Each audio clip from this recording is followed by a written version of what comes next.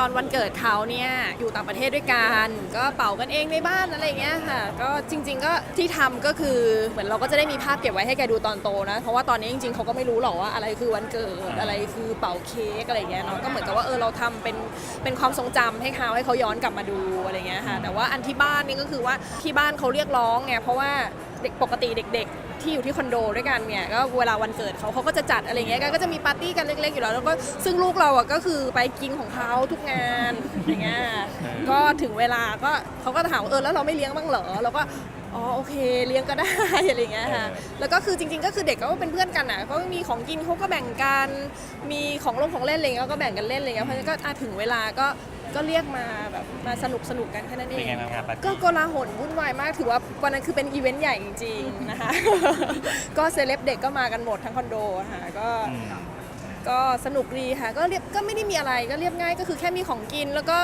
เปิดเพลงจากโทรศัพท์อะไรเงี้ยแค่นั้นเองอย่างเงี้ยก็เด็กๆเขาก็แบบสนุกง่ายๆของเขาอะแค่เขามารวมกันเขาก็แบบว่าคือเด็กพอแค่เห็นเค้กนะมันก็แบบตื่นเต้นแล้วอะเขาก็ยังไม่ได้รู้เรื่องอะไรมากทุกวันนี้ที่ทำก็คือทำเพื่อเขาอยู่แล้วก็ไม่ขนาดนั้นก็จริงๆก็ไม่ได้อยากจะสร้างค่านิยมอะไรให้กับเขาอะไรเงี้ยนะว่าแบบว่ามันต้องแบบต้องมีอะไรอะไรเงี้ยก็คือแค่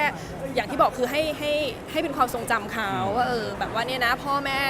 ทำให้นะอะไรเงี้ยแล้วก็อย่างที่บอกก็คือว่าเด็กที่บ้านอะไรเงี้ยคือมันก็เป็นเรื่องมารยาทด้วยอะไรเงี้ยเพราะว่างานเขาเราก็ไปกินของเขาเราก็อะไรเงี้ยถึงเวลาเราจะไม่เลี้ยงเราก็เราจะดูแบบว่าดูประหยัดไปไหมอะไรเงี้ยเราก็ต้องเลี้ยงบ้างอะไรเงี้ยก็เร็ว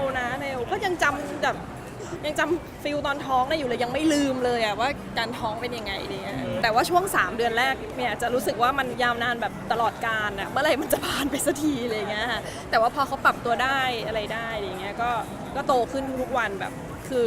ไปเมืองนอก 3-4 วันกลับมาเนี่ยคือพัฒนาการเขาก็อีกแบบแล้วอะเร็วมากก็คือล่าสายตาไม่ได้เลยอะอย่างช่วงแรกก็ยังมีแบบว่าตอนช่วงแรกคือสายฟ้าเดินคนเดียวพายุยังไม่เดินก็ยังแบบว่าพายุแบบหันหลังให้พายุได้อะไรเงี้ยตอนนี้ก็คือไม่ได้เลยทั้ง2 คนแล้วก็ไปคนละทางอะคือบางทีก็ไม่รู้จะวิ่งไปทางไหนอะไรเงี้ยก็ต้องช่วยกันสอดส่องเรียกว่าอะไรไปขวางหรือว่าไปประคบประงมเขามากอะไรเงี้ยเพราะว่าก็อยากให้เขาแบบเป็นไปตามพัฒนาการอะไรเงี้ยคือส่วนหนึ่งก็คือเชื่อว่าที่เขาเดินเร็วไปเร็วอะไรเงี้ยเป็นเพราะว่าเราปล่อยไงก็คือล้มบ้างอะไรบ้างก็มันก็ปกติแล้วยิ่งเป็นเด็กผู้ชายด้วยอะไรเงี้ยใช่ไหมเราก็แค่ระวังเรื่องมุมเรื่องของแหลมเรื่องแบบอะไรอย่างเงี้ยมากกว่า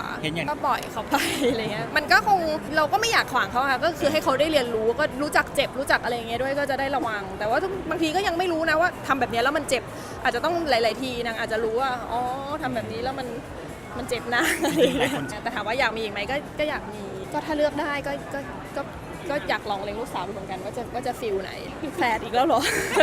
เป็นเรื่องของอนาคตแล้วกันค่ะแต่ว่าอยากลองท้องคนเดียวบ้างอะไรเงี้ยคิดว่าถ้าท้องคนเดียวน่าจะสบายมากเพราะว่าเราผ่านการท้องแฝดมาแล้วอะไรเงี้ยแล้วก็อยากลองท้องแบบชิลๆที่แบบข้อจำกัดมันน้อยลงกว่าท้องแรกอะไรเงี้ย